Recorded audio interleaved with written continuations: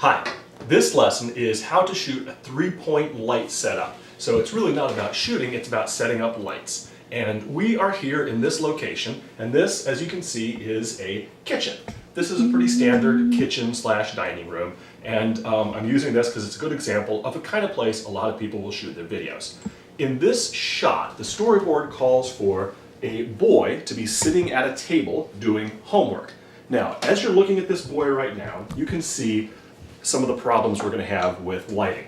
If we were to shoot it just the way it is, we have a typical overhead light, and that's our source of light in this room. There's no windows, and pan really quick to show there's no windows. Another reason this is a good place to set up lighting.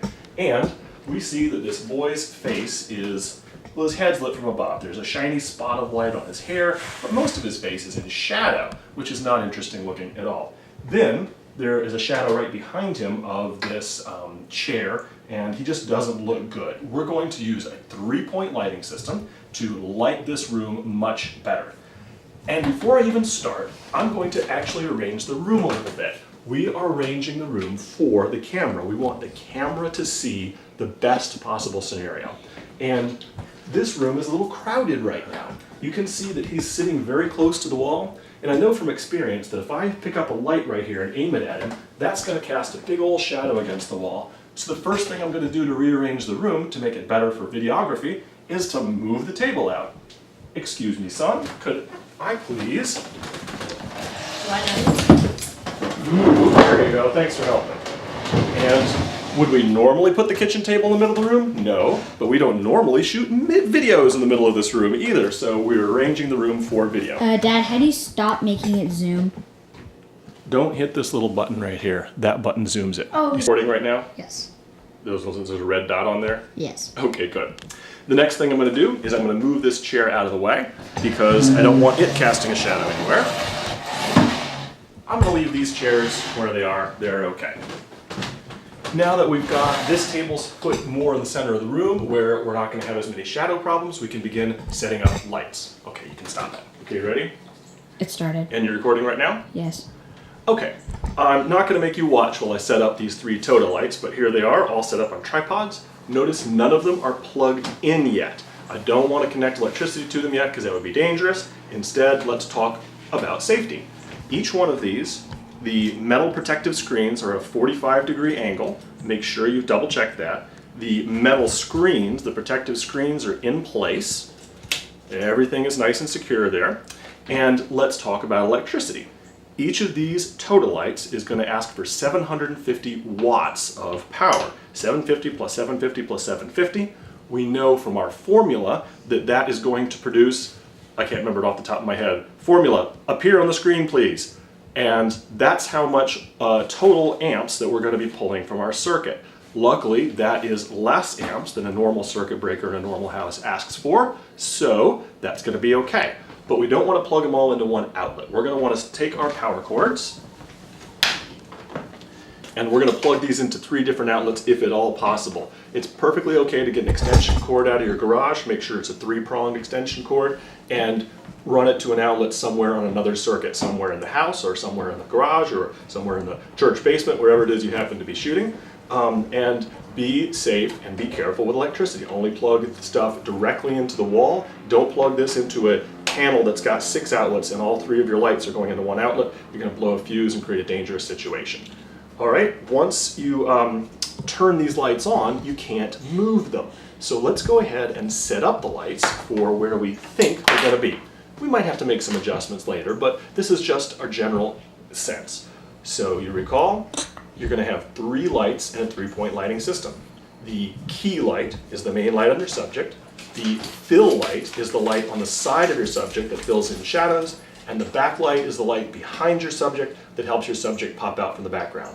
Our subject in this case is the boy doing his homework. You're doing great, boy. Thank you so much. So we want him to look good. The way the rest of the room looks does not matter. Let's set up some lights the way we think they're going to work. All right, I'm going to use this as my key. And, ooh, I skipped a step. We need umbrellas. Umbrellas, come! Voila! Umbrellas! Dun, And I'm not using the right word. I should call them reflectors, because that's what they are, right? It is an umbrella-shaped reflector. So, let's get this out of the way. Oh, get it out of the way. Oh, get it out of the way. Camera operator, would you please refrain from singing? Okay. We're going to use this as our key light today. And because of the reflector, the light is going to bounce off the reflector towards our subject. So we're going to put it about here and aim it towards him. Next, we need our fill light, key, fill, and back. And I'm going to put this over here to balance the key. And I might move this one a little bit further away since its job is to fill and not to be the primary light. The key is, of course, the primary light. The last light is the back light. And so I'm going to go ahead and take this one. I'm sorry, we can't see you anymore. The job of the backlight is, of course, to light the background behind the subject. We've got a particular challenge in this setup because we've got a big mirror right here. If you're shooting in front of a place that has a window or a mirror, be especially aware of how that light's going to bounce off that glass, and especially aware of not having the camera appear in the reflection. So this backlight I'm going to put over here. And remember, you can position your lights anywhere you want to, as long as they're not visible in the shot. And in the shot means where the final camera angle is going to be. Action, you're recording right now? Yes. All right, let's switch on some lights.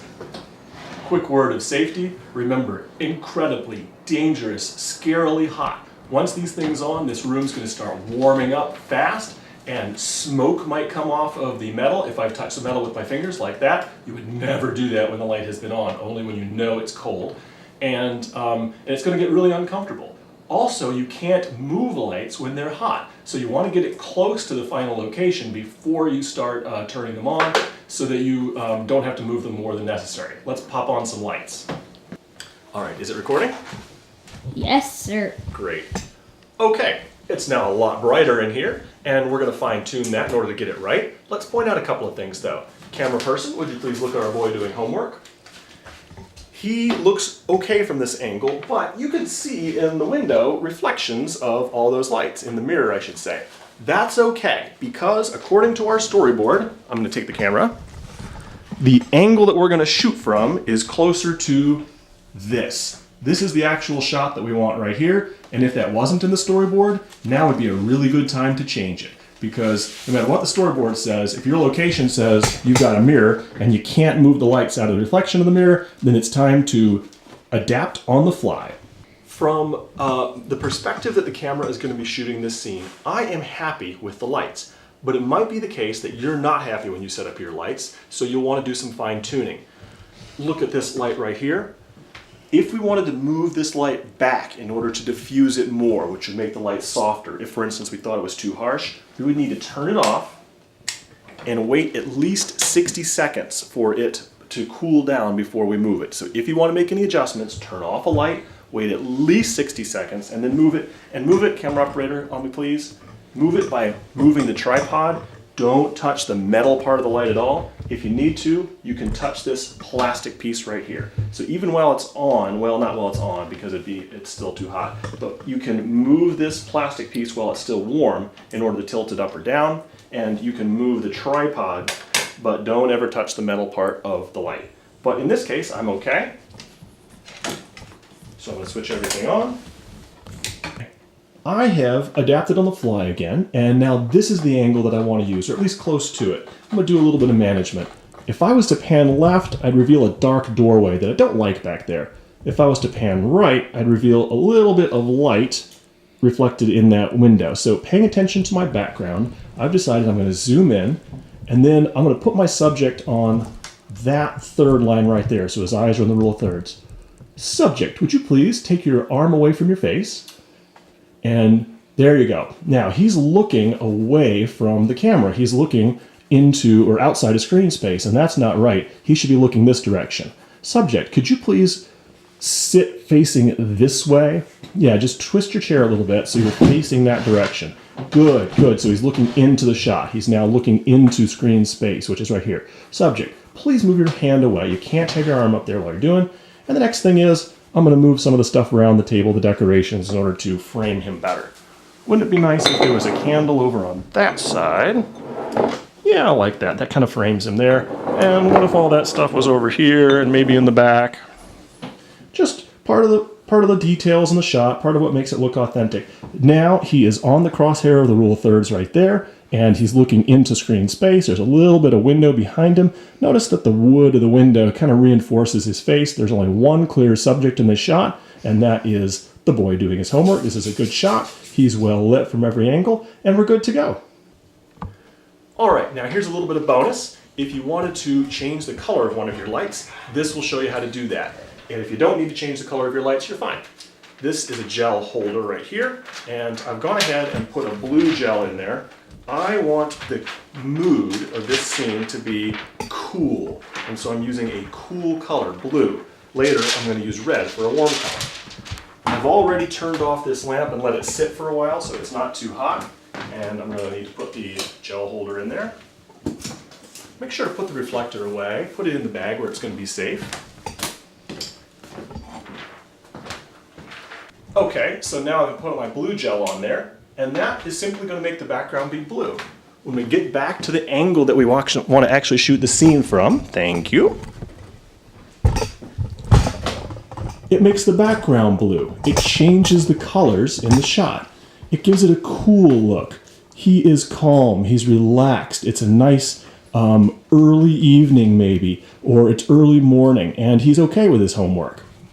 And now here it is again with a red gel on it. No one's gonna notice that it's red. They're just gonna say, he's angry about this homework assignment. He's not happy with it. He's bored and frustrated. And why? How do we know that? Because he's red. If we really wanted to, we could use our cinefoil to block the red, or to make the red appear a certain shape, or to make sure the red doesn't spill onto his face, which it's doing a little bit right now. Just make sure that's not in the shot, and you're good to go. All right, that's the 3-point lighting setup. Remember, you got 3 lights. The main light is the key light on your subject. The fill light is the second light from the front, and the back light is on the back to help the subjects pop out from the background. End of lesson, thanks.